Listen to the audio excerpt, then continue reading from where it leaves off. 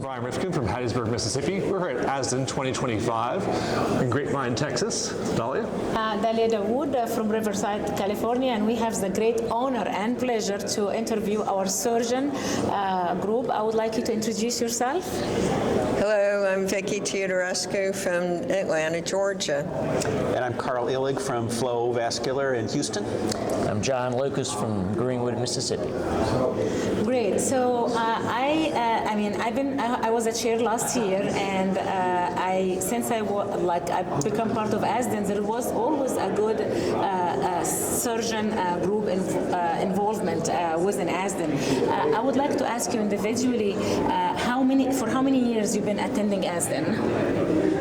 I can't even remember. I think I've been coming for many, many years.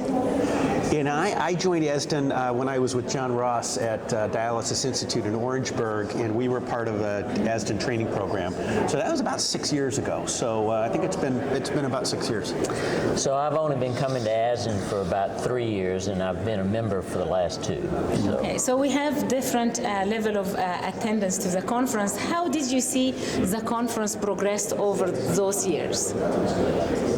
The conference now is very jam-packed. There's lots of talks about innovation. I'm happy that there's always some, a surgeon's corner so that we can talk about the operative side of things. But it seems like it's growing bigger and bigger, and I think next year you may need to actually add another half day. Yeah, I'd actually like the conference to be a little bit longer. Right now it's a day and a half, and I think you'd need more. I'm struck, especially this year, by how much surgery there is. And it's interesting that a lot of the interventionalists now are doing more and more of really what would be classic surgical cases. And I think surgery is very well represented, very grateful. That keeps me interested. And so I think the focus has been more and more on surgical techniques, which is good for all of us.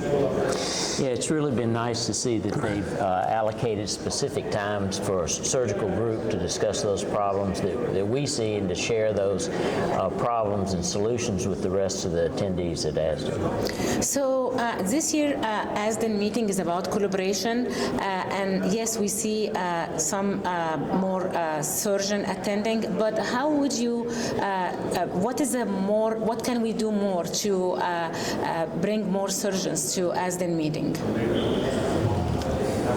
That's a hard question, and I always think probably the easiest place to do it is to reach down into the training programs where our junior surgeons are not quite yet well formed. They may not necessarily have see the access world and all the different and exciting things that you can do with it. And so I think reaching into training programs is a very good thing. Imprint the surgeons before they go out and develop other careers or other attitudes. Yeah, I like the term imprint. Largely, I agree with Vicki. It's a non-surgical group. I think the faculty is very well represented by surgeons, but to get more surgeons in the audience, I don't think there's a perfect way of doing it. I think this spills over a little bit into the educational world of some of the interventional nephrologists doing what is really conventional surgery. I think you need some surgical training. Does it have to be 5 years? No, but it's more than just nephrology. So there's some point in between, and I think maybe stressing that sort of interaction, educational collaboration, things like that might be of value. I think it's going to be hard to attract a lot of the surgeons that do access because, as Vicki pointed out, the average number is only 12. And so if it's such a small part of your practice, so you really have to identify those individuals who have a large volume access practice and reach out to those, because I think they would get a lot out of this meeting. but the content now is more toward like a surgeon could attend and could enjoy this meeting. Oh, very much so. Oh, Very much so. absolutely. I'm surprised at this year how heavy the surgical emphasis is. Brian? So when I talk to a lot of trainees, residents, and fellows, there's a lot of interest in doing procedures, but then a lot of them actually lack the opportunity to do any observation or do anything. Do you think that part of nephrology should include a curriculum where we follow vascular surgeons and watch them actually do surgery? I think that would be, very helpful. I think the more each of us understand what's going on in the other disciplines, the better we can do our job and the better we can collaborate going forward for the better of the patient. Yeah, 100%. I think anybody who wants to be an interventional nephrologist should spend some time on the vascular surgery service, and I think anybody who wants to do dialysis access should spend some time on the nephrology service. So we're actually, I have to put a plug in for Emory at this point, and I work very closely with the nephrologists there. And this year, we've started a 2-year multidisciplinary course for our both of our house staff. Attended actually not just by vascular surgery residents, but by the nephrology fellows and IR.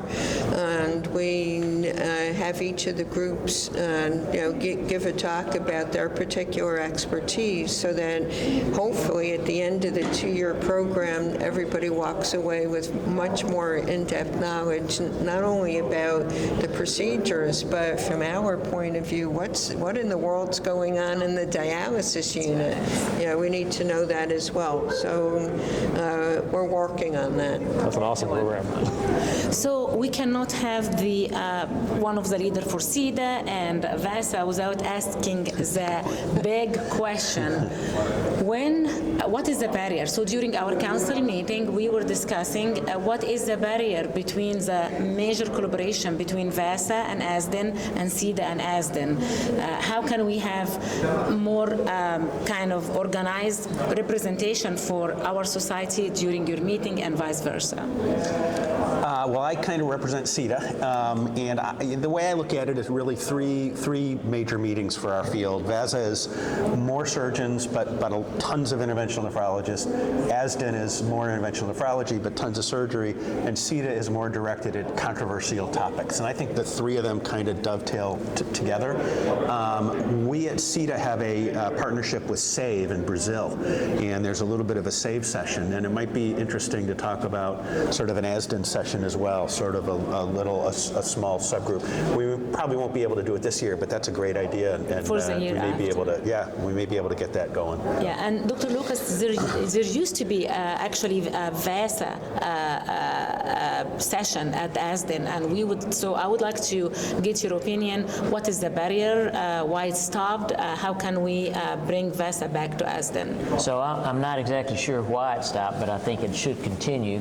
I think the practicum is a little bit hard because it's hands-on and our didactic session is so short. But for the symposium, I totally agree. We ought to have a session, as y'all have done, featuring the surgeons, featuring ASDIN representatives, and talking about issues where the surgeons and the interventional nephrologists and interventional radiologists interact. We have an extensive surgeon attendance this year, and like the content also, so we might just have the title of VASA and we have a VASA session. So, yeah. So, Brian? I really appreciate my surgeons, and I really appreciate you guys being here to help educate us, because I think that is something that we all lack, that we don't get to spend a whole lot of time in the OR just watching surgeries. But do you all have a message for our membership?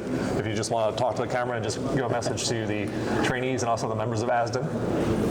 I think this is an incredible opportunity to learn what's both cutting edge and to associate with colleagues who have a passion in access, and to learn so much. Every year, even though I've been doing this for 35, I learn something new at every time I attend the meeting. My message is relatively consistent, and it's very specific, is I think any interventionalist should get themselves into the operating room for a good long time, see what's underneath the skin. And I think just seeing what the blood vessels look like, what the anastomosis looks like, where the anatomy is, I think is such a valuable thing. So my message is very specific. Get yourselves to the operating room, find a surgeon to work with, and so, just sort of see what we're dealing with under the skin and see what the tissues look like. Well, I'd have to agree with both of my colleagues that this is a very robust meeting, very excellent experts across both fields. And surgery is important, though, and being in the OR and actually seeing what things look like. The variability sometimes astonishes me, and you can't really get a good sense of that just by seeing the contrast going through the lumen. And so I think reach out to any of us. We're happy to have guests come to the operating room. Okay, and that will bring me to our last question. We cannot be interviewing surgeon without asking the big question. What is your take on interventional nephrologists performing open surgery like fistula creation, or I have seen some presentation about aneurysm reduction. So that was not endovascular. yeah, so I think because of the workforce and the growing number of ESRD patients, that's a necessity. But I also think there needs to be a more specific training pathway so that surgery is done safely. And then ultimately, as I'm sure Dr. Illig will say, the best access person is somebody who's fully trained both in surgery and interventional technique, because you want to go to the patient and say, this is the best pathway, not I can only operate or I can only put in stents and have a limited approach to very difficult problems. yeah, one-stop shop. Yeah, 100% agree. I think that results are what matter, and I think if you are trained enough to get good results, then it's legitimate that you should do that procedure. I think there's two issues. One is training, and I think, again, as I said, it's going to take a little training. We don't know how much yet, and it may vary by person, and it may vary by experience.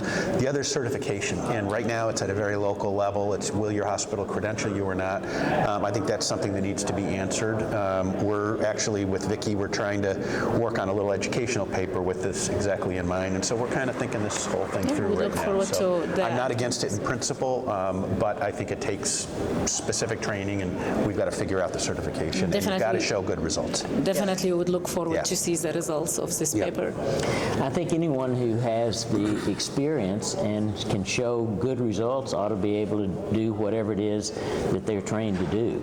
And I think in some cases, the nephrologists, when they're seeing the patients all the time, may even be a little better in that area. But at this point in time, there's not enough training for those individuals. And if that changes in the future, I think it's the people who have the passion and the experience to get the good results. Yeah, I'm a fan of training a dialysis access provider rather than in medicine or surgery or nephrology or anything. I want to create a provider. So to summarize, you agree, however, you would recommend a specific training to make sure it's done safely and probably some kind of certification, not just everybody like to do it will do it. Correct. So thank you so much for your time today. We appreciate your interviewing for ASDIN TV, and we wish that we will interview you next year and for so many years to come.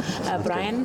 Yes, we appreciate having our surgeon partners here, taking time out of your busy schedule to travel and educate us, and we really appreciate it. Every year that you're here, I learn something new. Awesome. Thank you. Thank you. Thank you both.